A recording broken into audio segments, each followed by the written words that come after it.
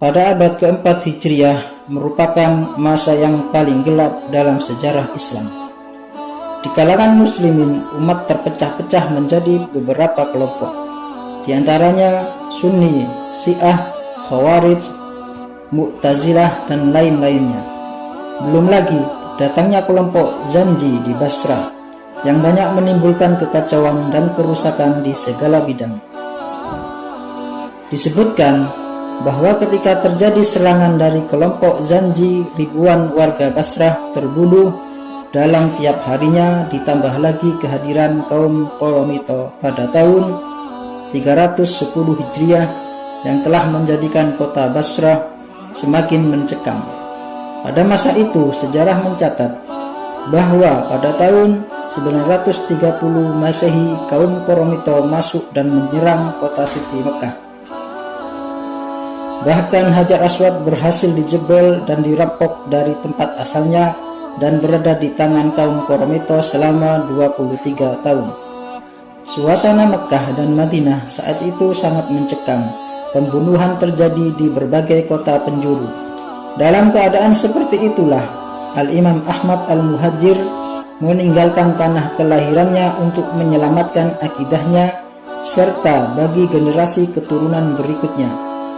Beliau memilih Hadramaut, sebuah negeri miskin yang tandus sebagai tempat hijrahnya demi untuk menyelamatkan akidah dan agamanya.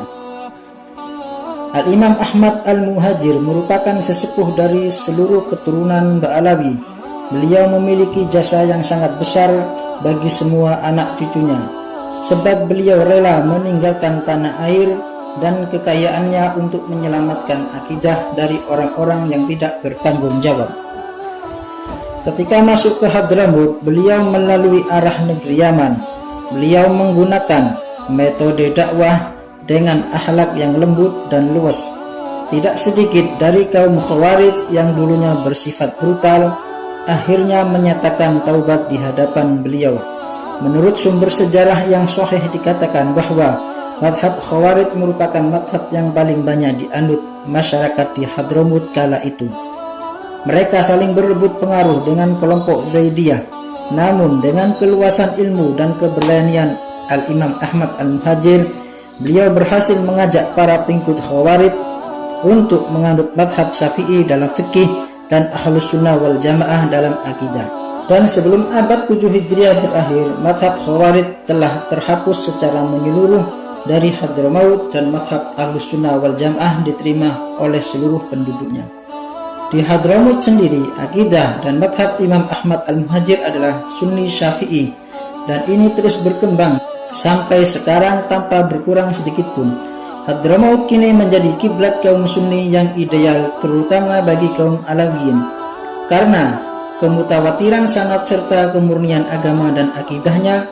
Ini dapat dilihat bagaimana amalan mereka dalam bidang ibadah yang tetap berpegang pada madhab Syafi'i, seperti pengaruh yang telah mereka tinggalkan di Nusantara ini dalam bidang tasawuf. Meskipun ada nuansa Ghazali, namun di Hadramaut menemukan bentuknya yang khas, yaitu tasawuf Sunni Salaf Alawiyin yang sejati. Dari Hadramaut inilah anak cucu Al-Imam Al-Muhajir menjadi pelopor dakwah Islam sampai ke ufuk timur, di antaranya ke daratan India, Kepulauan Malayu, dan Indonesia.